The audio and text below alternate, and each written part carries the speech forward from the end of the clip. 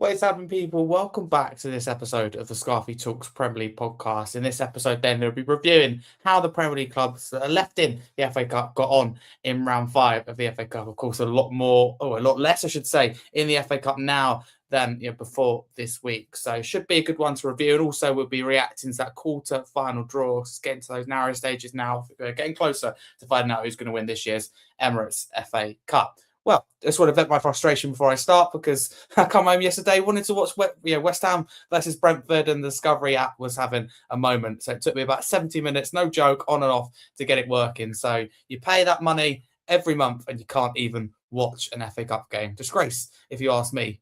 But certainly not a disgrace. It's going to be this podcast. We've got a fantastic panel for tonight. Let's introduce them one by one. It's hosted by me, Harry Scarfe. Firstly, John, fantastic to have you back. It's been a little while. How are you doing? Of course, John Sinclair TV, I should say, YouTuber, does amazing content. So, John, thank you for your time. You doing well?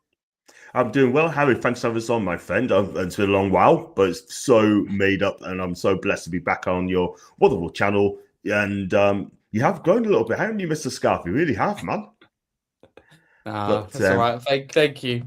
Thank you very much for your kind words and your time as well. Thank you. Very lucky, amazing people behind me. So very, very grateful as always. John, thank you. Good to connect with you again. Thank you. Ollie, thank you very much as well for coming on. Of course, founder of the Simply AFCB page, fantastic page. You should be please do tell people about, and thank you for your time again. Yeah, thank you. I'm absolutely buzzing to be back on. It's nice as well because, as I said the other week, it's getting brighter outside and I'm having to have my curtains open, and also I'm not sat in the dark like I usually am with all my lights on in the background. So it's great. But yeah, no, I do my little Twitter page. I'm a student graphic designer, so I make a few graphics for my page. I haven't had much time to lately because I've been studying 2 modules, been taking all my time. But it's nice to be on here, especially because it gives me a bit of a break. So I'm looking forward to getting into it. It's good. Sometimes we need that break, don't we? Let me tell you that. And talking of breaks, well, Charlie, you are a Tottenham fan. Of course, Spurs not featuring in the FA Cup. You got a break from this weekend. I bet you're happy because of that. How are you doing, though? Well, I have had a great weekend, a football-free weekend. I say football-free. I did play football. I'll go on to that in a second. But yeah, no, it's been a great couple of days. But those great couple of days end at 8:00 tonight. Tottenham play in the Champions League. Yeah, no, I mean we do all right in Europe, but no, I'm not sure I want to watch us play. But we're going down, and that's all there is to say. Really, it's a joke. But I didn't have to watch us this weekend. I had a great weekend. Went to school yesterday. Normally, you lost again. No, this time it was me. Having just a nice chat. Yeah. Played lots of Football Manager. Yeah. One of my friends, we did a save. Southampton, Leicester, and Ipswich. I'm Leicester. The guy who's Ipswich, we both got promoted. The guy who's Southampton, they only got relegated. They stayed up on goals scored. Crazy stuff. 3 teams tied on 40. That is the greatest relegation battle I've ever seen. It was on a computer game. Hopefully we have that kind of luck in this year's relegation battle. No, when I was playing football this weekend, I'll be honest, I felt like Mickey van der Ven and Romero. I was half-time, I was going, I'm the captain. I'm going, what are you doing? You're not playing well enough. And the coach is like, Charlie, you can't be so negative. If you keep being so negative, I'm going to take the captain's armband off you. I'm like, what do you want me to say? We've been awful. Second half, a player gives away a stupid, ridiculous penalty. I am fuming, but I'm like, half-time I gave the armband away. I went, I'm not wearing the armband. I'm not happy. And then I'm still Romero. I've decided every time I'm bombing forwards.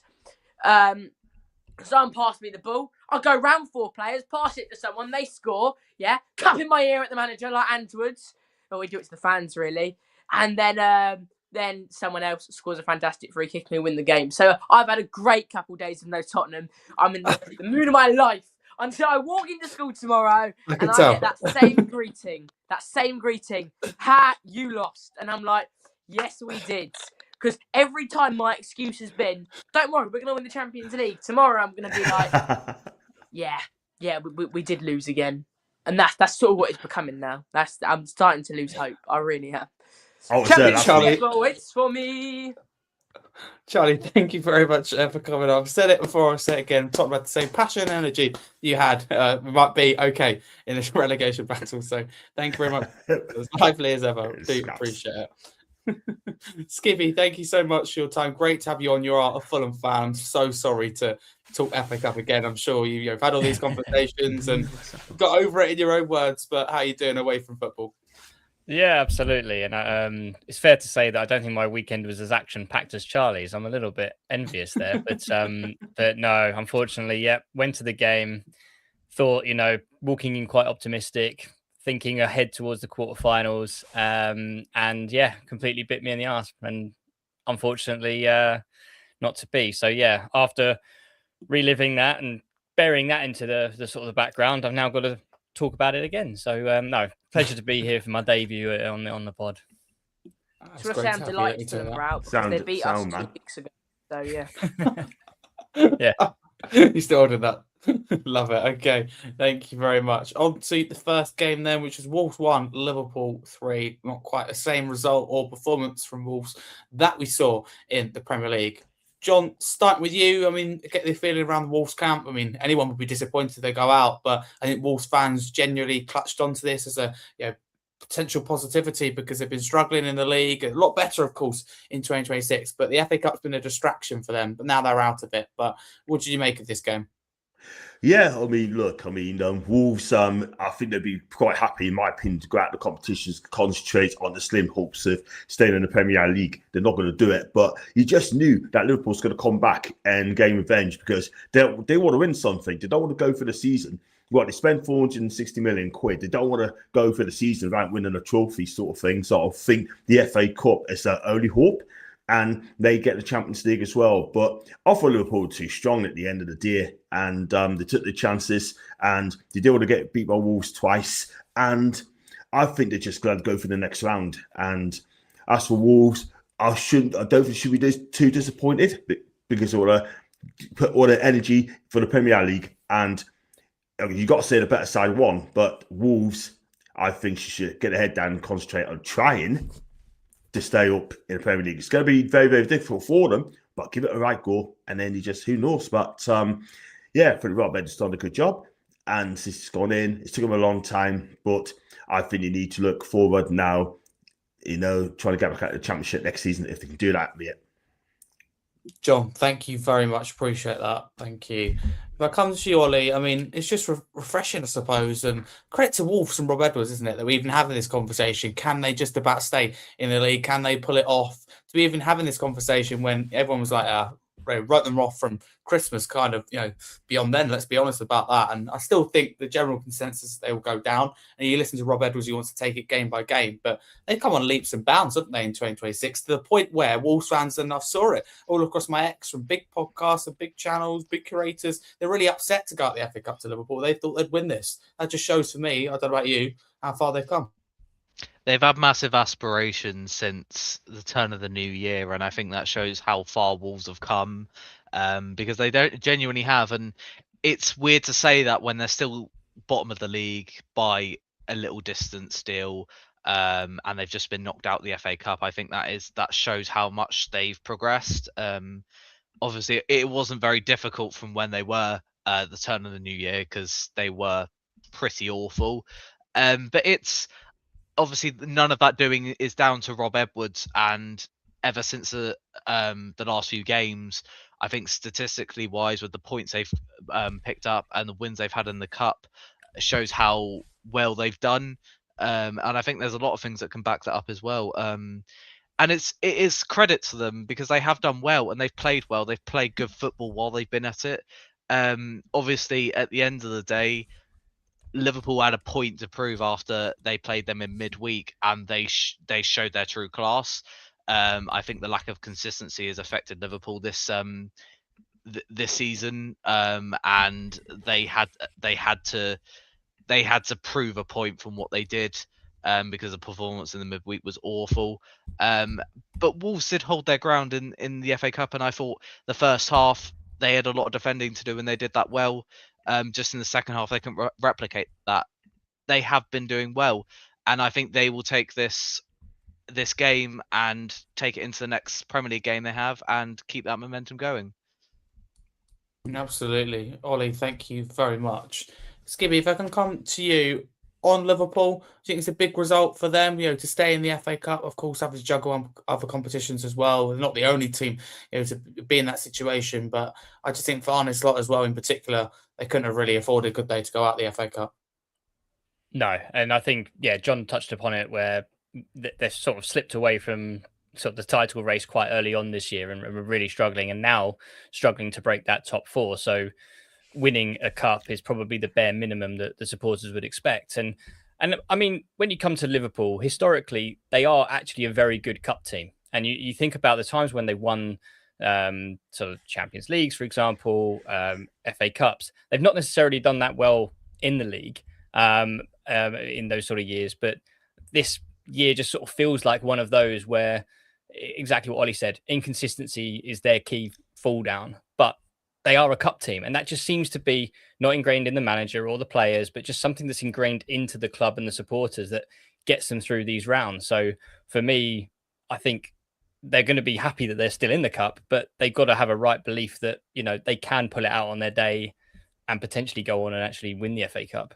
But the only thing I would touch upon as well is in the lineups for this game, that Rio Ngomaha is absolutely some player. He just, every time, he doesn't really get that kind of look in the league, but unbelievable when he plays. And I actually, as a neutral, get quite excited when you see him in the starting lineup or on the bench, that you think, okay, he's going to make something happen. And fair enough, against Wolves, he did the same thing again. He's just such a talent. Absolutely that. Thank you very much. Charlie, got anything to add about this game? Did you see it? Like I said, I had a football-free weekend, didn't really watch any of the games, so I'm quite glad you came to me last. No, but I think this is a really big game for Wolves. You can see they are. Look, when they beat Wolves in midweek, their chance of going down went from 100% to 99.8%. They're down. They're down. They could have won the FA Cup. They'd be in Europe next year and the Championship. Hopefully Tottenham do that. But, that's the T word. We're not going to mention that tonight, are we? That was a really, really important game for them. If they won that, they win a trophy. They'll look back at this season. They'll think, it might have been our last year in the Prem, but it was a great year because we won the Cup, and now they're out. But Liverpool are a really, really strong side. They, like you said, when they win cups, they don't always have the best season. I reiterate what everyone has said so far, but I also have to say I won't be supporting them in the next round because I think the only team who can stop Arsenal are Manchester City. So yeah, City till July. In all competitions, I think that is as well, unless they come up against Except the Champions League, because we're going to win that. Wow. Do you know, if we could not lose tonight, that'd be a great start. Let me tell you that. But thank you very much. Mansfield, and then they played Arsenal, and Arsenal won 2-1. But it was a tight and uncomfortable game. Ollie, would you agree with that? That it was uncomfortable and Arsenal made to work for this win? Of course, a lot of kids in the lineup, but still players that you'd recognise out there. Martinelli, Trossard, wherever you look across the team. And also having to bring on Saka, as they still, needed the big guns to make sure they got the job done. Yeah, I think it's harsh to say that to Arsenal in particular, because I think like a lot of the teams who face lesser teams, as we've seen in this round, have struggled. Obviously, Fulham, Chelsea, Sunderland, to be exact, they have all struggled in those ties, and I think that suggests that a lot of form can go out the window, as I've mentioned before, in the FA Cup, because any team can step up against any team, such as Mansfield and Arsenal. And I think obviously with Mansfield being at home, it's a different atmosphere for many of the Arsenal players going to a local ground for many people. It's difficult, even with obviously they've had Arsenal set up in a different way because they have a completely different team, and also there's a lot of indifferences in their team, and they're going to be made to work for it, especially Mansfield playing for a bit of pride in the cup. They're in a good place, And I think that is a difficult job for Arteta, and it's difficult than many people think it is, despite them only being a League One. And fair play to Mansfield because they played well and they pushed them to the edge. But I think Arsenal coped with them really well, and I think many people will say Arsenal didn't play well and Arsenal should have been winning that 4-0, but I don't think they should have. Arsenal are the ones under pressure, Mansfield are not, and I think that makes a massive difference. And I think Arsenal did well to get through this tie, despite it probably not looking very pretty, not being free scoring, conceding one. But I think they did well to get in this tie. But fair play to Mansfield as well because they did do well, and they put pressure on Arsenal and they showed what they're about. Agree with that, Ollie. Thank you very much. You're right. And the result was all that matters at the end of the day. And I don't think Arsenal were dreadful, if I had to add my opinion. I just thought Mansfield really tested them and gave them a good game. So credit to them. But Arsenal being professional, thorough, and showing that they are a Premier League club. John, what were your thoughts on that game? Do you agree with everything there? That Arsenal actually do deserve credit for getting the job done, but also fair play to Mansfield, who certainly tested them a little bit. Absolutely. I mean, Mansfield has done well to get to this stage. Anyway, they beat Burnley in the last round, which is good. And a bit of a, not surprised because Burnley has been a very, very poor side this season. I can't even lie. And so they took on Arsenal in the FA Cup 5th round. Mansfield gave it a real go. They had a couple of chances as well, by the way. But the question is, the problem is you don't take the chances, you're going to get punished for it. Do you know what I mean? And Arsenal are very good at that. They got quality in that team, Arsenal. They really, really have. And that's the thing. But Mansfield could have leveled it up, couldn't they, at the end, couldn't they, with the keeper? Was at the right place, right time. But I think Mansfield shouldn't be too despondent again because, look, Arsenal are quality side. They're going for the treble this season. And the thing is, though, Mansfield can concentrate and stay in League One because at the minute they've got games in hand. And I think they probably set up this season. But Arsenal, can they go all the way and win the FA Cup this season? It's doable. And I think that's the difference between having a quality team of a side and just gives it a right go. That's the difference. But you just knew that Arsenal would come back once Mansfield's got equaliser. That is the thing. And big up to Mansfield. They done proud, should do them proud. I've got a friend who's a big Mansfield fan. He's a podcaster as well. And do you know what it is, Harry? I expect Arsenal to win this game. And he's done it. Exactly that, 100%. John, thank you.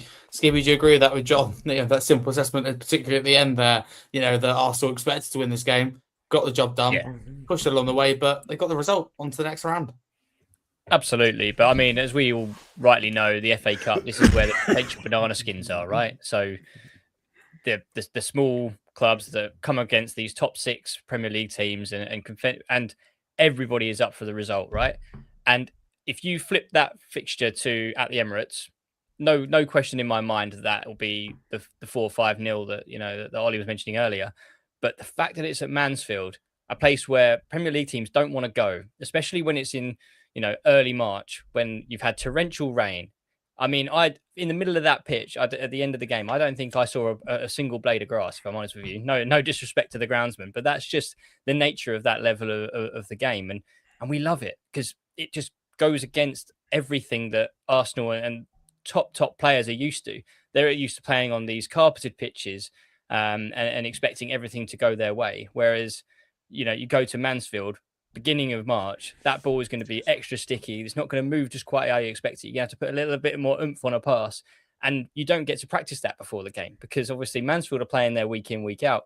But for Arsenal, I don't know whether they would do this, probably not. But I mean, it wouldn't be a bad idea for them to go down Hackney Marshes for the week before and just test out a pitch that's going to be similar to Mansfield's. But no, it was one of those things where those kind of breaks in play and getting used to the pitch and the atmosphere and that really enclosed space would potentially nullify Arsenal. But like John said, they're world-class players at the end of the day. They can get the job done and quite rightly, to no real surprise to anyone, they did. Unfortunately, I say unfortunately, I didn't want them to do it. I love an underdog story. We wanted Mansfield in that quarter-final, didn't we? I think the whole country did. But here we are.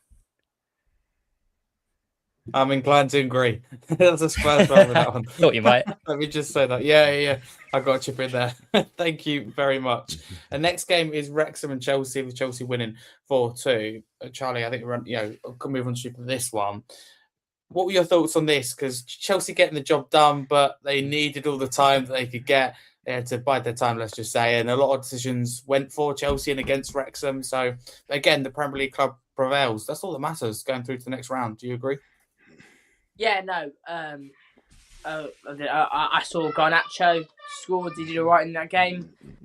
Yeah, look, these clubs have quality. When these games go to extra time, the lower sides are really going to struggle. We saw it last year when Tottenham played when we played Tamworth, and they played really well against us for 90 minutes. As soon as it goes to extra time, we win 3-0. So it's really tough to keep up with these Premier League teams when you're playing against them. Sorry about the noise in the background. These teams are incredible. Like Chelsea spent £1 billion. Wrexham, I mean, they've spent a fair bit of money, to be fair. Yeah, that's actually one of the things that excites me about Tottenham going to the Championship. We're going to get to play teams like Wrexham. They'll probably go up, so we won't. But yeah, these teams have quality. I hate Chelsea. I hate Arsenal more. So, I want to say about the pitch, what you were just saying. I'm sure if Arsenal lost that game, it would have been the pitch's fault, according to Arteta. So, yeah, Wrexham, Ryan Reynolds have done a great journey. I love Ryan Reynolds as an actor. I'm doing a project in PSHE about like a product. I'm making the free guy glasses. Yeah, but the Premier League team are going to prevail in games like this. You see it all the time.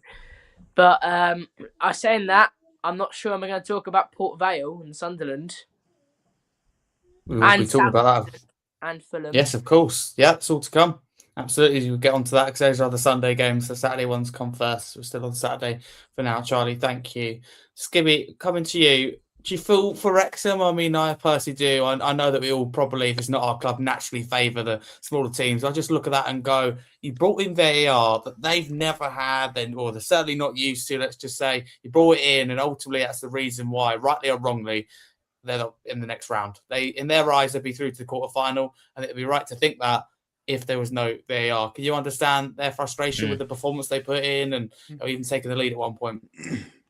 Yeah, absolutely. And I think this is a weird matchup for when I talk about the magic of the FA Cup, because for me, Wrexham are probably not the Cinderella story that everyone's making it out to be. I mean, you throw a load of money at a non-league club, then they're going to rise as they have, and therefore put them against Chelsea. They'll probably give them a good run for their money, which they did. So I'm a little bit in an iron about that kind of narrative that I think TNT tried to spin, but there we go. But no, I mean, that's nothing against, the club as a whole, the fans. I think the fans, they're loving it. They deserve this. And I know, supporting a club myself that used to be, well, I'm showing my age a little bit, but we were down in like Division 2, League 2.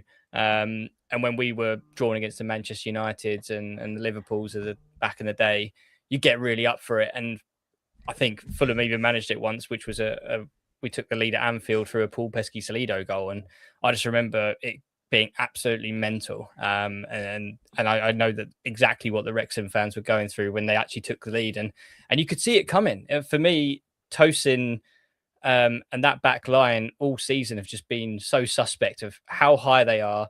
And they just don't seem to have that kind of control defensively. They just seem to be so aggressive, but always seem to get caught out. And that's, part of Maresca's downfall earlier in the season. And you just saw it straight again, which was Tosin was too far up, ball over the top, and suddenly they're in 1-0. And I think they could have had more. They was looking for that ball every time, but they just didn't seem to really pick up on it, Chelsea. But no, and then as the game went on, obviously 2-2, get it to extra time. The fans are starting to believe, but yeah, as Charlie said, as soon as you go into that extra time period and the caliber of players that Chelsea can bring on to see the game home, Wrexham are going to run out of steam, and unfortunately, the 4-2. That's kind of the result you expect, given the caliber of the players that came on, and yeah, just the full time just not quite enough from Wrexham, but they gave it a good go, and that's all you can ask from a fan perspective, and what you expect in the FA Cup. Yeah, Skibby, thank you very much. Ollie, can I get your wider thoughts on the game, but also Skibby's particular comments there? Do you agree with that as well? That Chelsea would be expected, let's just say, to prevail, in his words, because of the extra time. Premier League sides would have been favoured, wouldn't they? They will still be in extra time because just ultimately is that fitness, isn't it, as well as the quality, and João Pedro in particular making a huge impact for Chelsea off the bench. I think it's a difficult one because Wrexham are quite a good team in their own right, and they have a lot of quality in that side, and I think you would put Chelsea down to win that. And I think he is right saying extra time in mind. But I think for me, watching the game, Chelsea looked like they were put under a lot of pressure to win that game. And I think for Rossini, these type of games are very new to him in this style where he is top of the top, expecting to win every game. And I think obviously when he was at Hull and Strasbourg, he was playing that kind of free football that he would be able to at the time because he was in a lesser team and there wasn't pressure from the club as much, and there wasn't pressure with the team he had. And I think he is in a different place, and it is very difficult for him to kind of replicate all these wins all the time. And I think this is one of the games that, as Skibby said, like it is a banana peel. It is a place for these big teams to slip up early on, and Chelsea almost did that really. But I thought that they had a lot of resilience, to be fair, to be able to kind of hit back while Wrexham were pressuring a lot. And that takes quite a lot for a manager to do, even with a top team, because as I mentioned earlier, form and things like that and quality do go out the window when lesser teams are playing, especially when Wrexham are at home. And obviously Wrexham have a lot in their atmosphere and everything in between. And I think that makes that a lot harder for Chelsea. But with extra time in hand, with the red card in hand, you've got to think, well, Chelsea do have the upper hand. And I think watching them get pressured still while Wrexham had 10 men was a little bit concerning, I think, for Rossini especially. And Chelsea players are going to look a bit shocked the fact that they actually ended up winning that. I think they did well to get through that pressure and end up winning the game. And I think similar to Arsenal, I think they'd just be glad that they're through and they can focus on the next round.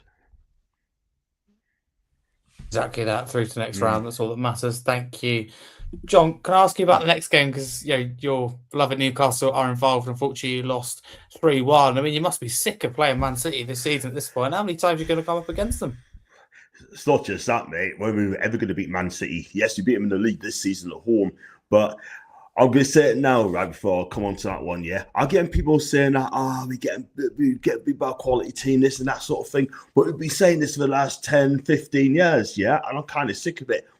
How about us saying we beat Man City on a regular basis, challenging for trophies, challenging for winning the league sort of thing, and cups, set that, do you know what I mean? I mean, it's about time now that we start beating these teams like Man City away, yeah? Liverpool away. Yeah, Arsenal away. We expect on beating these teams, right? But I saw the highlights. Didn't watch the full game because I was on Fulham on Saturday doing me vlogs, yeah. But I've heard that we started so well for the first half an hour. Could have got more goals. And then after 30 minutes, it's just the same old Newcastle like has been all some of the season. You can see the 3 poor goals and that. And the game was done. I'm not going to lie. But again, I love Eddie Howe a bit, yeah. But you can't play Foden. And I don't know what the panel is going to say about this. You cannot have Nick Foden as a 6 or midfield. He is not a midfielder, yeah? And Eddie needs to understand that he's a centre forward, not a midfielder, yeah? Then he plays Lewis Hall, a right back, yeah? But then we got hooked off, yeah? I don't get that. He's a left back playing at right back, yeah?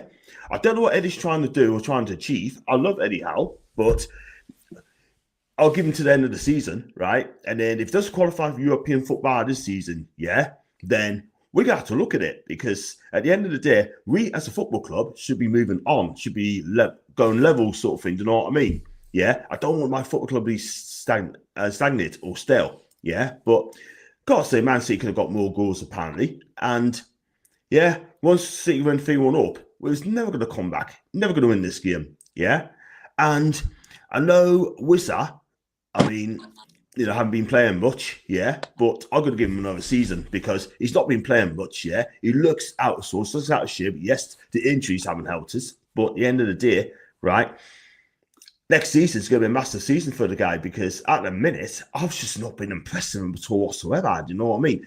It's took him, he wanted to drive up to join Newcastle United. And what is he delivering? Not a lot. Nothing at all. It's good to see Tino back. And we're badly missing Bruno Guimaraes. Badly missing him in the midfield. So he's going to take control that midfield, yeah. But, again, I mean, when are we ever going to beat Man City? Yeah. Because at the minute, unless we get in a quality manager in the future, we're never going to do it. That's the thing. But fair play to Man City, but Newcastle after 30 minutes, we just lost it completely. Utterly lost it. I mean, I don't know if any of the guys watched the game, but for me, I'll ask you a question, Harry. Do you think Eddie Howe is the right guy to take over the next season, or do you think we need to move on from him? I'm going to be a politician here, put it this way. I'd sit down and have a review in the summer of the situation. Do you know, literally really depends how far you go. Hang on, I'll come to you in a second, Charlie. It depends how far you get in the Premier League and in particular the Champions League. It really depends. Like, you could fall apart now. If you finish bottom half and you go out of the Champions League, which is probably expected at this stage against Barcelona, probably that's the general consensus, I would say. Then that's difficult, of course, for him. But I like the guy. I think he's very good. I think there's been issues this year, but I think he's got that squad together. I think they're behind him. I think that's the key thing. So for now, if nothing changes, I'd say probably that he has next season, but it's difficult because ultimately you're not where you were in the league, if we're honest about it. And like you said there, square pegs and round holes is never necessary. I looked at your squad the other day and I thought, there's other things that Eddie Howe could be doing. And there's little things there that frustrate Newcastle fans. One of them you mentioned there. I don't think changing the goalkeeper every week is very helpful either. Just, my honest view, stick with somebody for a duration, 6 months, let's just say, and trial it rather than every game is different. I like the idea of earning your right to play, but that you need some kind of consistency. That defence needs to trust the goalkeeper. A goalkeeper needs to trust the defence. I think things like that are missing. So for now, I'd say stick with him. But whether he's the manager long term, 2, 3, 4 years time, not sure at this moment. And I really, really like Eddie Howe. I mean, someone to ask really is Ollie because he's a Bournemouth fan. He might have something. Can I say quickly as well, Harry, before we go on to Ollie? Yeah, be sure I can. Yeah, but for me, right, he's got to stop picking his favourites. That is the thing. Who's his favourites? Who's his favourites? Go for it. Nick Pope. Me personally, I wouldn't play him again after Everton debacle. I will not play him again. He seems to love Dan Burn, right? To be fair, he's done all right. Let's be real. Yeah. Jacob Murphy, another of his favourites as well. Yeah. Loves picking him. Yeah. That's another thing. And then he loves playing Anthony Gordon up front, which he's not really a centre forward, if you know what I mean. Okay, don't get me wrong, he's done all right, but he's not a centre forward. Do you know what I mean? But for me, and I will say it now, right? If we are going to progress, we have got to get players coming in and replace these. You've got to replace the players. Dan Burns 33, Jacob Murphy's 31, yeah. Nick Pope's 34, I think he's 34, yeah. Those three I mentioned are easily replaced. Fabian Shah, he's off at the end of the season, yeah. I can safely say that right now, yeah. I know transfer guru, but he'll be off next season, yeah. But if you are going to progress, we have got to make these turnover signings. So unfortunately, Harry, we can't sign anything because of PSR. And those are the names I mentioned as his favourites. Okay, thank you, John. Before we move on to the rest of the game, Ollie, anything to say about Eddie Howe? How do you think he's getting on? And do you think he should be the manager for the long term at Newcastle? Can he bring them the success they've promised by the ownership? Well, the thing that he had with us towards the end, I feel like he was just he tried to make a change and he was very stubborn with it. And it was when he tried to make that change, things kind of fell apart because we were always a very counter-attacking kind of team. And then we decided to kind of go for a bit more dominance and try to dominate these kind of teams. And then things just kind of didn't work.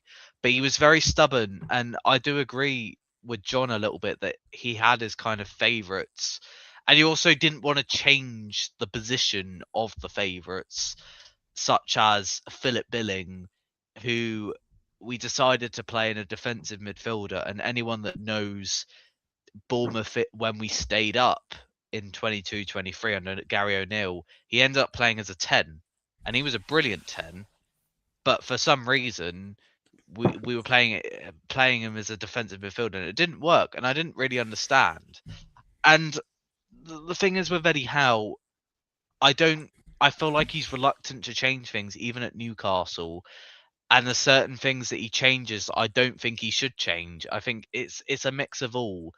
And I think if he's going to carry on with that, I don't see how he's going to prevail as Newcastle's manager. The fact that they spent a lot. How he won a cup for them, it's like the Tottenham second hand. It's foolish. It's ridiculous. But it's standards of the club, unfortunately, and Newcastle are 12th, and they should be aiming for a European place. They have spent 200 million over the summer. Tottenham 16th. That's a lot. We should be aiming, according to Daniel Levy and Vinod Venkatesan, to win the Champions League and the Premier League. You can't. No, he won a cup. He's lost crucial players. FFP does not go their way. You cannot blame Eddie Howe for Newcastle's situation. When do you blame him then, Charlie, to counter that? When do you blame him? When is it on the manager? Well, I think, they... Well, they won't want to be where they are on the table. The league is so congested from where, I don't know, Crystal Palace to Brentford, anyone can come anywhere. So, it's so... They're not in a crisis. Tottenham are in crisis. I don't blame the owners of Newcastle because they saved them. I don't think they're in that bad of a situation. I think they got to let. They're not in a bad situation though. They just, I think, if you're not in a bad where situation, they are. why are you going to sack your manager? Why are you going to sack him? Because come the end of the season, they won't have a lot to show. Really, they won a cup last season. Who do you appoint?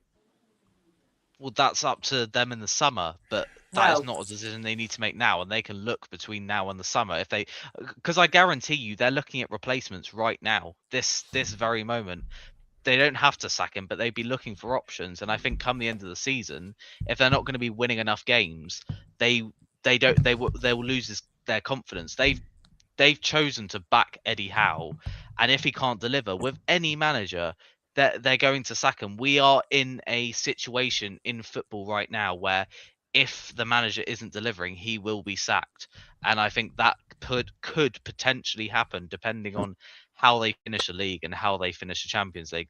I like Eddie Howe as well. He is a great manager, but there's a point where you have to think, why as a big club as Newcastle, why should we be sticking with 12th position right now? And I think that's where I think it gets a little bit difficult whether you decide to sack him or not. But I think come the end of the season, they will decide that. But I think, to be honest, I think in reality, he probably will stay because I think if they were going to sack him, they would have sacked him by now. You've got to let coaches build. You can't just sack them. Yeah. It's not right because I look at Thomas Frank at Tottenham and it's... he was a real disaster. He was a disaster. Eddie Howe wasn't really a disaster. He deserves credit. He deserves time. He's got. I think this is a conversation for the summer. If I'm honest with you, because Eddie Howe's going to remain in post unless they collapse till the end of the season. So let's. Yeah, he's definitely not getting sacked until the summer. No, he's a great coach. I'd have him at Tottenham, but I want Poch. He's a great coach. That was going to be my question. Would you take him at Tottenham? Because I reckon you probably would. I'm not. He's a great coach, but not my coach. I've said it. I want Pochettino. I mean, if you go check out my TikTok page, I don't post any videos, but I repost. You look at. I promise you, over half of my reposts are either me missing Ange, and I'm probably on the other end of the phone when I press repost crying, thinking, I want Ange back. Well, Poch was on the flight to the game tonight. Spurs fans were singing to him and he acknowledged them. So the relationship looks very positive. It seems likely they'll come back. Poch it. I love Poch. He has to return. He gave me a great start to my childhood, and then Ange probably hit the middle, and now I'm probably, approaching adulthood. You liked Ange a bit more than that. You like to have a Oh, bit I on loved that. Ange. I loved Ange. Ange, Brilliant. he And gave is me. wonderful. Brilliant coach. He is the best manager I've ever seen at Tottenham because he won a cup. He got us over. Look what that says. Can you read that? Can you all read it or not? Yes, there we can see it. It We can says definitely Europa see it. League winners.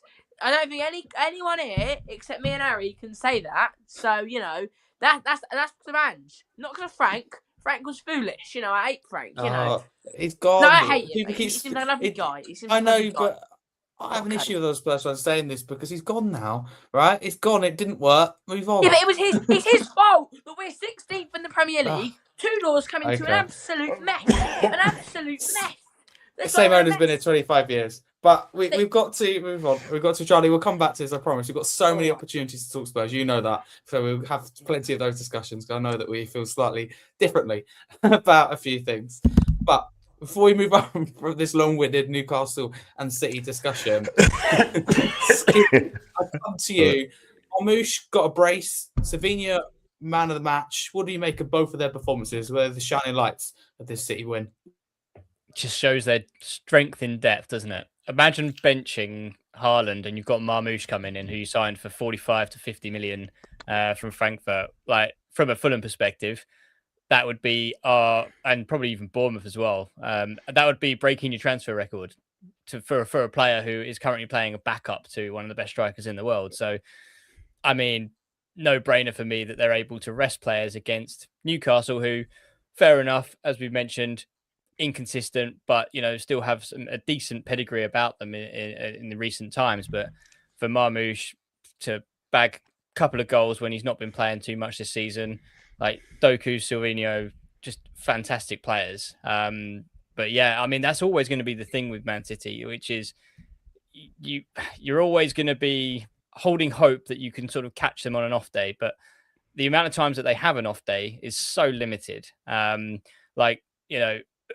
Poor John saying that we should be beating Man City at least once in our recent history. Fulham scored 4 goals against them and we still bloody lost. So that's just the life of it, isn't it? But yeah, I think again just shows strength in depth, and they're just a fantastic team.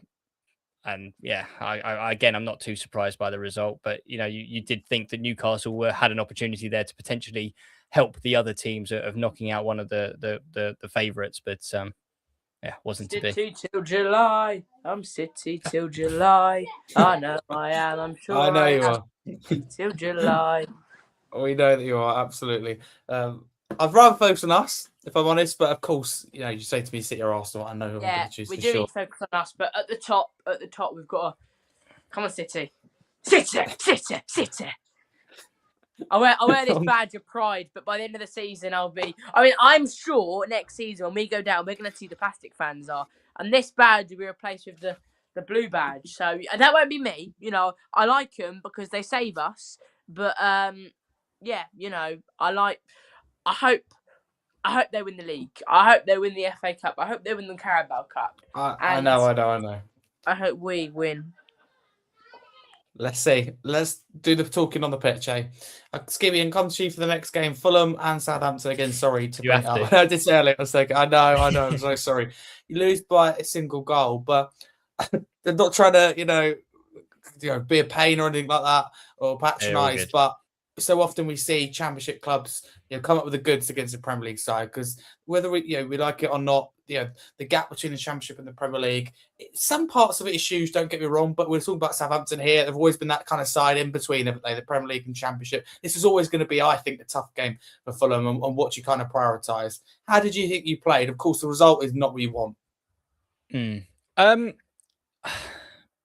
Yeah, it's an interesting one because for me, Marco Silva has always said the right things about prioritizing cups and wanting to go on cup runs, and fair enough, he's backed that up. We made to the quarter-final of the FA Cup last year. I think it was the 5th round the year before. We got to the semi-final of the Carabao Cup, and we got knocked out by Liverpool a couple of years ago. And yeah, I love that about Marco. Prioritizing cups, brilliant. We go into Southampton and he makes 9 changes from the team that lost to West Ham narrowly. And there's, starts for Harrison Reed, Tom Kearney, Timothy Castagna, who haven't really had much game time this season, and yet, we're trying to prioritize the cups, but he's now put out a severely weakened team. No offense to Southampton and to Harrison Reed and the players that I mentioned, but it just seemed really strange to me that, yes, we're 4 points off of the top, I think, of 7th, but what we've proven in the last couple of seasons is there's always been a stretch too far for us. We always seem to fall off around sort of March, April time, and we'll settle for 11th, 12th, and that just seems to be the way we go. And the fact that I'm now predicting that just made me think, right, put out our best team against Southampton, put them to the sword a little bit, and then we can afford to rest players. Get 1 or 2 goals up before half time, and then you can start to rest players. But going in negatively from the get-go, I was already kind of nervous. And then the game just kind of played out exactly how I expected, which was we had a lot of the ball, but we just had no real cutting edge. And by starting Joachim Andersen and Jorge Cuenca, we had 2 intelligent centre-backs who can play a fantastic pass, but you didn't have that kind of muscle which we normally get with, say, Bassi or Diop. So we normally alternate with, if we have the left-sided aggressive Bassi, then we would have Joachim Andersen. If we have, Jorge Cuenca, then we'd have Issa Diop as kind of your enforcer. And that kind of works well. But then we've gone with 2 sort of softer, intelligent centre-backs. Anderson seemed to take the role of trying to be more aggressive and was stepping up and stepping into players, but he just didn't have the pace around him to get there. And we had so much space around the back that we almost got caught out about 2 or 3 times, and we should have been about 2 or 3 goals down by half time. And I was thinking, this has just gone completely wrong. And then Silva, his substitutions were just so baffling that he took off Harrison Reed, I think, in the 90th minute to bring on Raul Jimenez. And then they get the penalty, which, again, Anderson, out of position, gets caught out, trips the man, no question about it. And suddenly we've lost the game all over this penalty and just over just this mentality of starting some reserves. But it was completely disappointing. It was baffling from Silva. And, I mean, what I said leaving the game to my mate who was with me was, this, for me, is why Silva will always get overlooked for a bigger job. Just because he makes these weird decisions, his substitutions aren't correct, and that fallout that we have between sort of March and April, or March onwards rather, sometimes February, always comes down to sort of some of his tactical decisions and I think the mentality around the club. So, I think he's not looking to sign a new deal potentially that runs out in the summer. I honestly can't see where he goes, but it's just little things like this which just leave a sort of sour taste in my mouth of, is he really the man to take us to that next level? Because we keep flirting with that top 10, but we never seem to break it. Ross Stewart. Me question. What a penalty. Yeah, he is the FM good king, strike, to be fair. Ross. I love Ross. Ross is the Ross GOAT. is right. I love that guy. Brilliant. But Skibby, I totally agree with you. And you used to know me with Spurs, and you just see it across football, don't you? I just think go strong from the start, get the job done, then make your changes. Because realistically, if you go really strong, can you in the 70th minute or 75th minute, make changes then rest players? I'd rather do it that way, get the job done, and then go from there. I just don't get why managers approach it that way. I think it's the easy option, isn't it, to say, look, second team, and here are the players we need it. But so often you can't have the impact off the bench in limited time. And no disrespect to Spurs, when we played you guys, we seemed to be really comfortable, 2-0 at the time, I think. And we just left Jimenez and Wilson on the pitch for far too long. And then going into West Ham, but they only had to drop them and rest them because it was only a few days later. And it almost kind of spiraled from the Spurs game that we had to make these changes going into Southampton that were just so unnecessary if we had managed the previous 2 games much better. But it's just disappointing all round, really. Absolutely. Thank you very, very much. And got a Fulham fan who's also regular on this podcast in Barney Ambrose. Says, I'm doing well, except Fulham doing a Fulham. He goes on to say, the starters, that team should have won the game, but Marco didn't back up his ambition. He made too many changes, way too many. There's 9 changes, was really not good. And we go, so we're fine in mid-table, but it's the same issues. You're spot on. It's what you're saying there, that we drop off. He goes on to say, I call for a full-strength team with so many chances, but lacking a cutting-edge, no-end product. And also, that was a weird sub too late. I agree. His tactics and subs are questionable. Also, another fully agree comment. And I must admit, I watch Fulham, and I think sometimes how does the ball go in the back of the net? It must be incredibly frustrating for you guys, but ultimately out Harry, the FA Cup. Yes. I just want to say a big up to Barney. So we see him in the comments of my YouTube video. Great vlog, mate. But something to some of my other viewers. Last 2 games, Arsenal, Crystal Palace. Obviously, Fulham in between, but I didn't go to that, so there's no vlog. My viewers have just shot up. I wonder why that is, because we're losing. If you're going to be there when we're losing, be there when we're winning, all right? Come watch me when we're winning games and I'm laughing at the camera. No, instead I'm sitting there and I'm saying, I can't do it no more. This is depressing. This is really bad. I can't take it. I honestly can't take it. It's good to hear, though. It's good that you're doing well. It's fantastic. I'm very glad. Good. At what cost? Championship. That's the cost. You're going to see next year. Don't turn it into a negative. They're just going to go plop. Because no one's going to want to watch Championship vlog, This worries me, How come on. Championship's a good league. We're going to come on these podcasts, and they're going to say, you're going to go, right, here was game 1, here was game 2, the next game. Then there's going to be us. Right, the last league game of the day, the 11th league game, Tottenham versus Wycombe Wanderers. Tottenham got a 5-0 win. This is their third 5-0 win in a row. We will not be discussing Tottenham on the Premier League podcast if they're not in the Premier League. I promise you that. I'm not make any exceptions. What is going to happen? It will keep going. It will keep going. No. I'll be hosting it. I'm not going anywhere. I'm not going anywhere. Commitment to you staying there next season. I don't think I'll be invited as a guest anymore. I'm sure.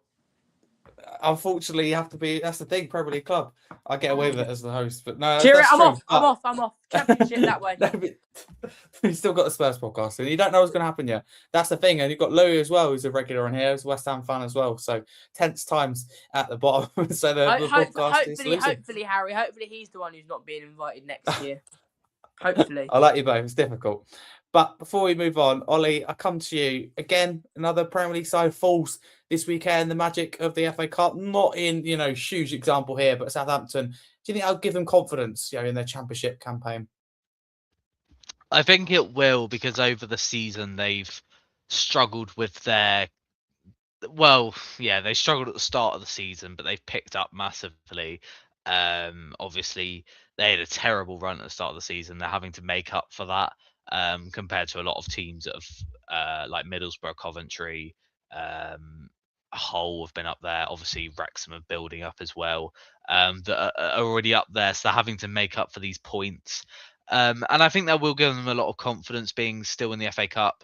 I think they've needed this kind of boost, to be honest, for a couple of weeks, just to give them an extra boost in their league campaign. And they're looking quite good in the league at the moment, to be fair to them. They look quite a attractive team to watch at the minute. They're getting points. They're scoring goals as well, which they did struggle with. That was their main struggle under Will still.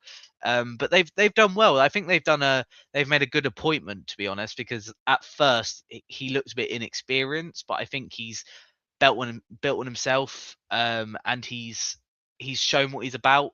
I don't really know much about the new Southampton manager, other than he was in a few academy sides before going to Southampton's under 21s, and doing a good job with them.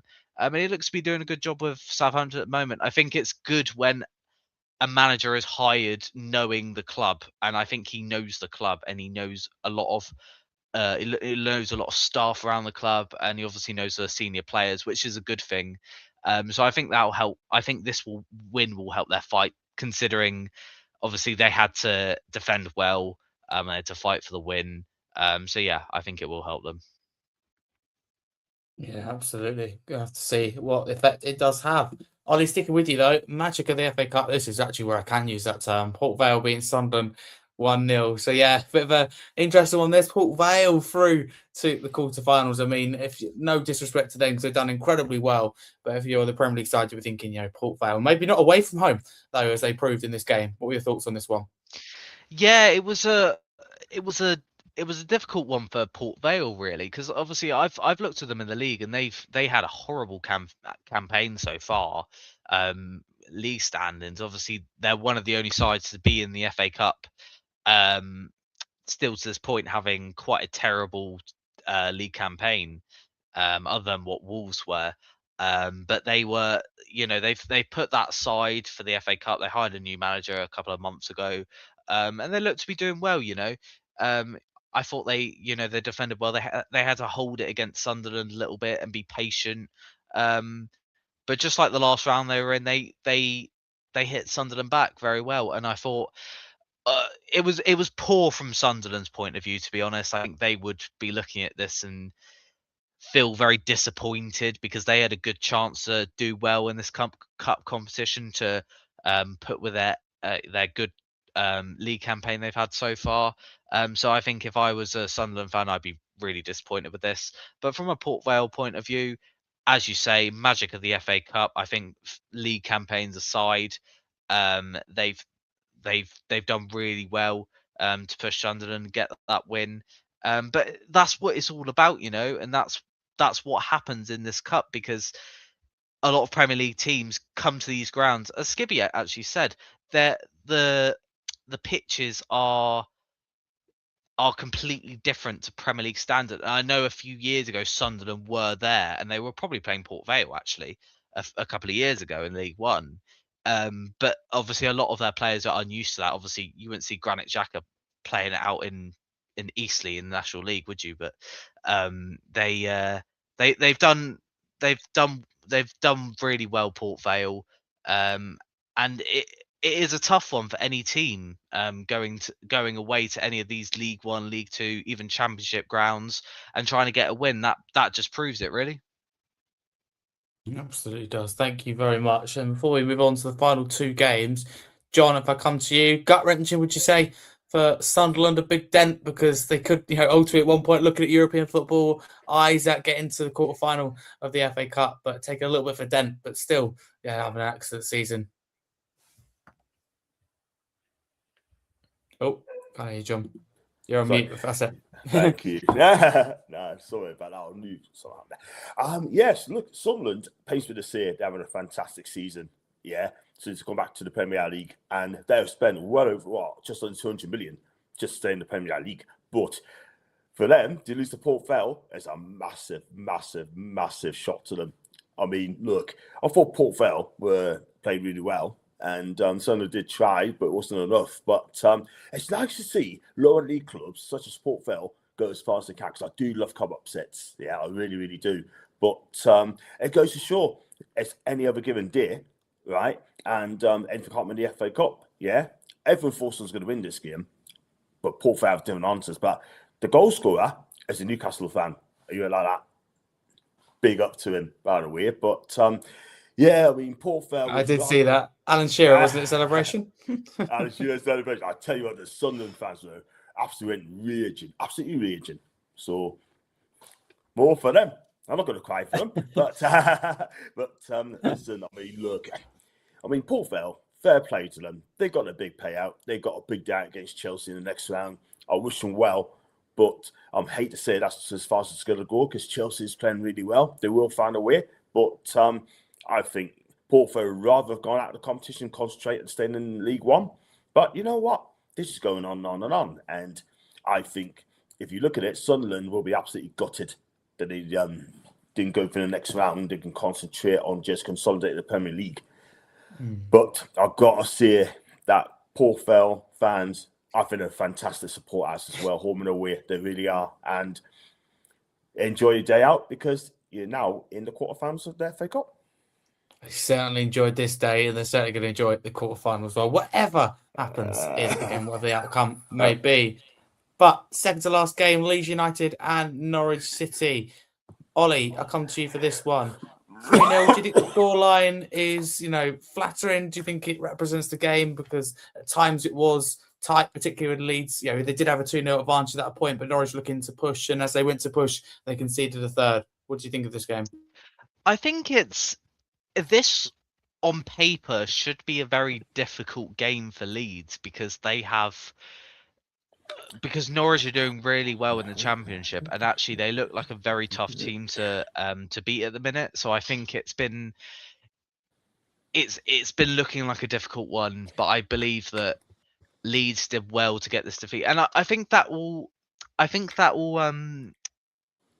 increase their confidence going into the league as well, because Norwich aren't the easiest team to play. They play in a certain way, and as we say, FA Cup is difficult, and when you're playing a Championship team, it isn't easy. Just like the Wrexham game for Chelsea, really, it's a difficult affair, and I think Leeds did well to absorb any of the pressure that Norwich put on them. And I do think that it probably wasn't the most fairest scoreline on Norwich. I don't think it looked like a 3-0 win. But you've got to put it to Leeds and go, well, you've done well to score 3 goals. You've done well to keep a clean sheet. That is massive confidence. And obviously, lately for Leeds, they've had a few tough fixtures. They've had 1 or 2 losses, where obviously they should be looking to be a lot clearer in the table in the Premier League at the moment. So I think that gives them a lot of confidence to finish the league season off, hopefully being in safety for them. But yeah, I thought it was a convincing win for Leeds, despite it not being probably the fairest scoreline in the world. But I think all in all, good result for Leeds. Unlucky for Norwich, but Norwich will be back, and I think obviously Norwich will be looking to go higher in the table. So I think for them, probably not the worst result ever in terms of their campaign in the Championship and carrying that on. And I think for Leeds, bit of confidence. I think they need it in this fight, to be honest, because they're a lot closer to relegation than people think they are. But that shows where they are with scoring goals at the moment. I think they need that goal scoring form to bring it into the Premier League next week, or this weekend. 100%. Thank you, Charlie. Anything to add on this one? Norwich City have been a completely different side since appointing a new manager. They've been a lot stronger, more results, particularly at home. And of course, Daniel Farke, former Norwich manager, took charge of Leeds, and they again stormed into a 3-0 victory. So Leeds through to the quarter-final. And I'm asking you as well, as a Tottenham fan, do you think Leeds could, look at the FA Cup and go, we're only 2 or 3 games here from winning it, and maybe get distracted slightly? Don't forget to unmute yourself. So, yeah, I'm back now. I feel West Ham are in the same boat, really, aren't they? I'll be honest. I didn't know this game. I didn't even know this game happened. So I didn't know Norwich got a new manager. I didn't really know much about this. I want to talk more about the Port Vale one. That is the magic of the FA Cup. Sunderland's should be beating teams like that. And I think one of you said that Sunderland were playing Port Vale a few years ago. They weren't. Sunderland got promoted the year Port Vale got promoted. I remember that because my friend supports Exeter, and Port Vale had to win 7-0 in the final day of the season to win the league, and they won 7-0. So yeah. And then I know that year, because he was saying, I want to play Wickham because I live in Wickham, and Wickham had Sunderland in the playoff final. Sunderland beat Wickham, so I know that. It's a good bit of knowledge there. I didn't know when this game happened. I like Daniel Farke, though. He makes me laugh in his interviews. I think he's a really, really good coach, really, really good guy, and can do he's always known as the Norwich City guy, isn't he? He was at Norwich for so long, and beating them. He's faced 3 relegations from the Premier League, and looks like he's going to be keeping Leeds up. I think he will keep Leeds up, because we're going to be the ones who suffer. Hopefully, they do get distracted from the league, and they are the ones who go down, because I don't want it to be Tottenham. Yeah. I'm sure you don't. We don't want that whole debacle. But yeah, I'll be completely honest, Harry. You've asked the wrong person in me. I did not know this game happened, so that is the first I've heard of it. I knew Leeds got through, because I saw they got West Ham in the next round. Yes, they do. But I didn't know they played Norwich. I heard Daniel Farke's interview. We have gone on a cup run, and hopefully, yeah. I want West Ham, who we're coming on to now. I hope they beat them, because I see them as more of a. They got more chances of going down than Leeds. Hopefully, West Ham, they get right away to the final. They're like, "Who cares? We're going down. We're going to win the cup." That's what I wanted to know. Okay. they lose to City in the final, or they knock Arsenal out in the semis, because I can't see Southampton getting past them, can't see even though they got past Fulham. And yeah, Ross Stewart, Okay. love that guy. FMK. Charlie, thank you very much.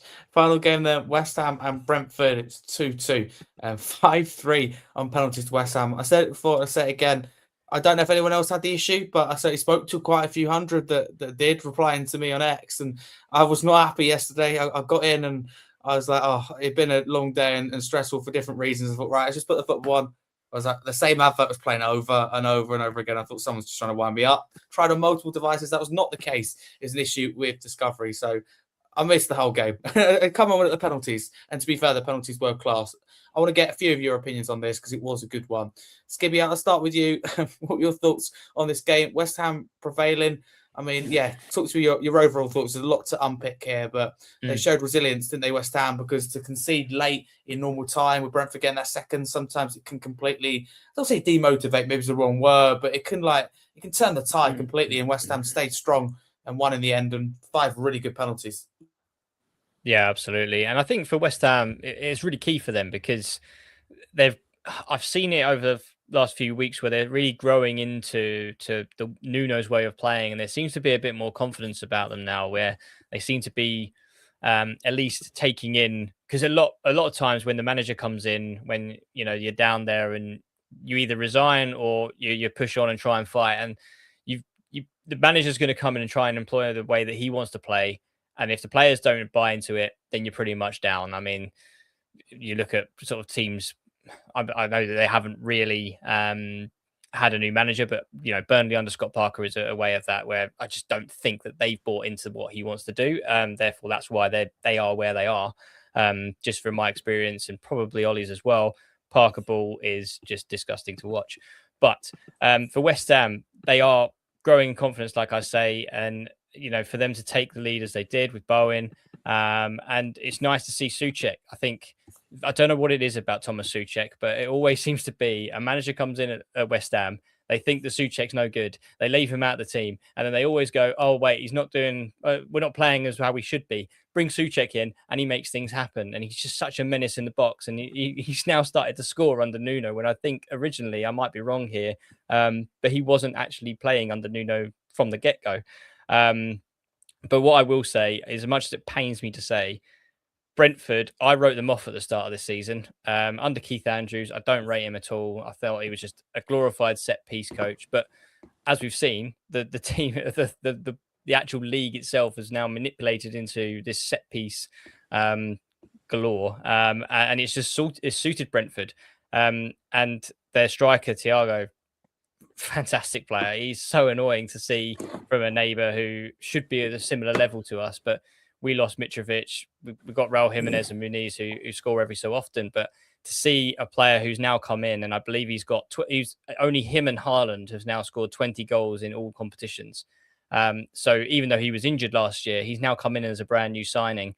And he's just been electric. And there was no surprise to me that, he picked up a brace yesterday, because West Ham do have their defensive issues. But yeah, when it comes to the penalties from West Ham, you won't see 5 better penalties. For some reason, they all found top right was the way to go. Whether that was the keeper's weakness, who knows? But yeah, I think interesting. It was a game where I could see it go either way. But for West Ham and for their sake, I hope it's not an unwanted distraction, given that they are on the cusp of a potential relegation. But I'll let someone else also mention Utara's penalty as well, because that was very funny.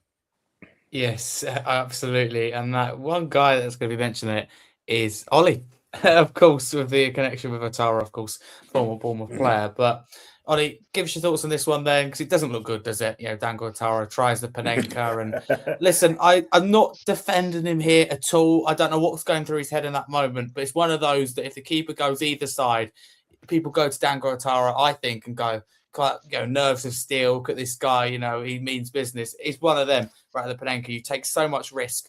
And I'll get on to Keith Andrews and how he responded to it after. But for now, your thoughts on the penalty. Not good. Now, I don't want to defend him either, because that doing a Panenka is pretty crazy in that kind of situation. However, I know this guy oozes a lot of confidence. He's a very confident player, and he plays with no boundaries. That is Dango in a nutshell. And I saw last season we played Wolves in a penalty shootout. I think it was round 5 as well. And he doesn't have he doesn't walk back at all. He just the whistle blows and he just kicks the ball into the bottom right corner. It was a similar situation to that, and that is arguably more cocky than actually taking a Panenka. And I think personally, he just had a bit too much confidence, and he decided to try something that probably wasn't right in that moment. And I think when you do something like that, you need to be absolutely sure that the keeper's going to dive. And I think he just wasn't sure. And I think that is a result of just overconfidence and not thinking it through properly.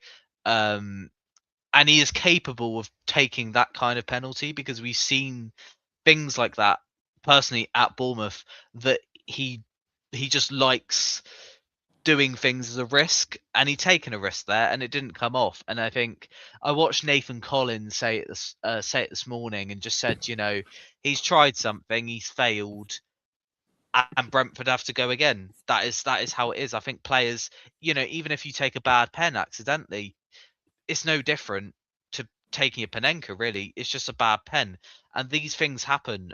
But I do think it was probably, I don't think it was the right decision to do that where they were when you're second penalty taker. I think if you're first, potentially to set the mood off potentially, but I think as a second penalty taker, when you're in the thick of it, I think you need to set it straight and keep the momentum going. And I don't think he did that. I'm not saying he let his team down, because I don't think he did, but I think that set the mood for the rest of the penalty takers, and it's quite difficult to come back from them. And fair play to the other penalty takers, but I think it just wasn't the right decision. But I know he's capable of doing that, mind.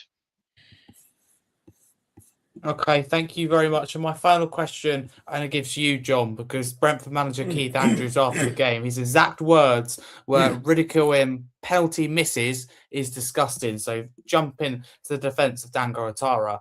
Away from this incident, though, do you think that shows just why he's had so much success? I think it does. I think it shows that he's a man manager and he's behind the players. It's no good just aimlessly defending the players, but I think he's really got the United playing for him, and I like the way that he dealt with it. He's really, really strong in defending Atara here, which you don't often see.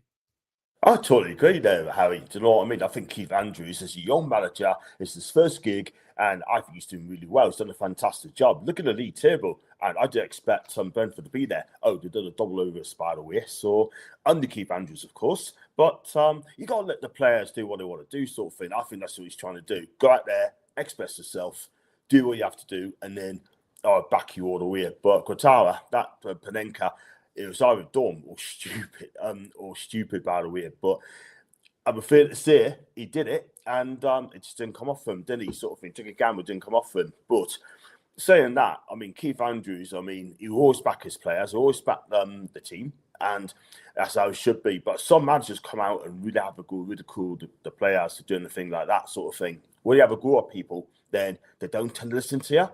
But Keith Andrews, let them get on with it, basically. And when you back your players, they're going to back you. So I think Keith Andrews will be there for a long time. And it's just a shame it just didn't come off. If he just took his penalty normally and he misses it, then I think Keith Andrews will say the same thing. So I think for the best, just let him go on with it, sort of thing. And he might say privately, don't do it again. He might say that. No one knows. And then I'm pretty sure that he'll smash the penalty in next time. Absolutely. Thank you very much. Charlie, do you want to add something to that? Yeah, just a few points. I want to say I really like Keith Andrews. I went to a Brentford game this season, and you know, my friends watch Brentford. Went to watch them play Liverpool, and they, you know, you'd expect at Brentford. They go after 4 minutes, they go 1-0 up from a goal, which was from a long throw. You'd think, they'd sit back, and they'd try and hold on. No, they just went for Liverpool. They attacked. They attacked and they kept going. I love that about Brentford. That's what I want Tottenham to do. And, thinking like and last year, that's what we do, but we wouldn't win games. They're winning games. They look really, really strong. Obviously, they didn't win this game. On Dango Ouattara, with penalty misses, I'm sorry. If a player misses a penalty in that sort of fashion, I remember when Tell did it in the Super Cup. I am fuming when they do that. I'm sorry. It gets to me. I'm like, come on. It's a penalty. You've got to be scoring those. You've got to be winning penalty shootouts. I completely agree with the people, who are racist about it. That's wrong. But am I going to be annoyed at the player? Yes. Am I going to maybe say something online? I said after the Super Cup final, he's come on to score a penalty and he hasn't scored it. So don't put yourself forward for it. I disagree with Keith Andrews on that. And yeah, with Ouattara, I think he's a decent player. Obviously, he actually scored that goal 4 minutes into the Liverpool game. But he also had a really, really poor game. So disappointing to see. Hopefully he can bounce back from it. I'm not a Brentford fan. I don't really care that he missed. I was rooting for them because A, I don't really like West Ham, and B, my friend, I'd love him to win it just for him because it makes him so happy. So yeah. But he should bounce back, and yeah, I disagree with some of Keith Andrews' comments there.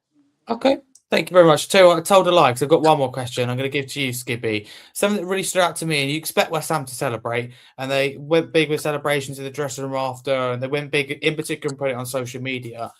I like that. If I put my Spurs bias aside, I looked at it and thought, that team's united. That's what Nuno does, doesn't he? He brings people together, fighting for a common cause. I don't think this team's going down. The fight that they've got, and they're showing quality and getting results. And I think, yeah, you're spot on. If they played or won that penalty shootout and then just walked off nonchalant, heads down, like, well, what's the point? Then yeah, you'd be thinking, what is this team doing? There's nothing about them. But if you can't celebrate the little things when you're down there, then you're in the wrong game, right? So for them to be able to take the wins, they haven't had many great successes this season because that's where they are, right? So enjoy the little things. Get that bit of confidence in you. You can do this. You are good enough to mix it up with Brentford, who have been, one of the better teams in the Premier League this year, probably one of the most consistent. And you just got to take that confidence into the league now that you battled with one of the most consistent, like I said, and take that confidence and basically push that to stay into the Premier League. And I mean, as much as you guys are going to hate me for saying it, that's the vast difference I've seen between West Ham and Spurs. I've seen them in Absolutely. 2 weeks apart. That they've got a bit of fight about them. They are united. They are looking to secure that position. They do buy into the manager's theories. I just don't know whether Spurs are doing the same, and I don't know whether especially Palace as well. When you bring them into the fold because of how they've been treated by Glasner and how his mentality is, because he's not signing a new contract. He's fighting with the fans. He's fighting with the board. There's all this kind of things going on behind closed doors. But at least with West Ham, they've tried to make the change. They've tried to make a difference for the better. And it seems to be working for them at a time where they really, really need it. Absolutely. Couldn't agree more. I wouldn't say he brings teams together, though, because look what he did to us, I'm so happy we sacked him when we did. We should have sacked Thomas Frank at the time we sacked Nuno. Can I just say one thing, Charlie? We're having these conversations about all these managers. We listed 4 tonight that haven't worked. Just an idea, but I think personally, it's not the 4 individuals. It's the people above them that have gone through, I think, over 16 managers now and been rotting the club to death. What about that? Yeah, but I know you like to be positive with that, but like I said, surely it's the quickest fix. It is the quickest fix. It's what has to happen. If I was a football owner, I'd be Mr. Marinakis. I'd be like, out. What are you doing? You lost. Out. Look what's got them. Yeah, but look how much they've fallen. They've fallen from a top 4 battle to a relegation battle, and they could go down, and it would serve them right, if I'm honest. And this is not directed at Forest fans, but for him in particular, I hope that they go down. So I wouldn't aspire to be someone like that. Oh, Marinakis, yeah. I thought you were talking about Tottenham. I heard a Tottenham fan say he wants us to go down. I was like, hey, are you foolish or something? Are you foolish? That's crazy. You want us to go down? Wrong? Are you mad? You want your team to go down so the owners go? I couldn't take it if we went down. I would have an awful. I got year 11 next year. I mean, the only positive thing about it is I could probably put more time to my studies. But you know, I got year 11 next year. It's a big There's year, no and positives I'm for going to be going down. depressed a year because I'll be like, oh, No. we're a championship club. You know. Yeah, don't worry. Hopefully, we'll not be going down. No club, no fans should want their own club to go down No, or that not to do guy. well. I forgot his name, but I was. Don't worry. appalled. Don't worry. Appalled. We don't want to expose all here. That's fine. We'll leave that. Thank you very much. That wraps us up nicely for this episode of the Scarfey Talks Premier League podcast over on a new channel. So thank you very much. You may be thinking, hang on, I recognise this voice. So I recognise, this setup. Well, yes, it's just moved from my main channel, which is now primarily a Tottenham channel, which is the Scarfey Spurs podcast. Now this is the new channel, Scarfey Talks Premier League podcast. 2 episodes every week, previews, reviews, all the latest news, everything Premier League, and all Premier League fans are welcome. A podcast without politics, without an agenda, without toxicity. I believe that football fans should be able to come together, whatever club we support, and that's the goal behind doing this. But thank you so much to my panel for coming on. Let's see where you can find them on social media. John Sinclair, fantastic, long overdue, but good to have you on. It's been a few months. Of course, we had technical issues. People don't know, but we tried to do things, didn't we, in the background that your new setup just didn't allow to happen. But thank you for coming on today. Where can people follow you and your channel on social media? Thank you very much for having us on, Harry, and also Ollie, Skibby, and Charlie as well. So passionate fans, brilliant guys as well. And yes, I did went to Tottenham last week against Palace myself, and I did say. I have to say, Harry, you looked really, really poor. Fans let you down there, sort of thing. Do you know what I mean? But not good. That's for another day. But I'm not going to rub it. I'm not going to say anything there. But there you go. My channel.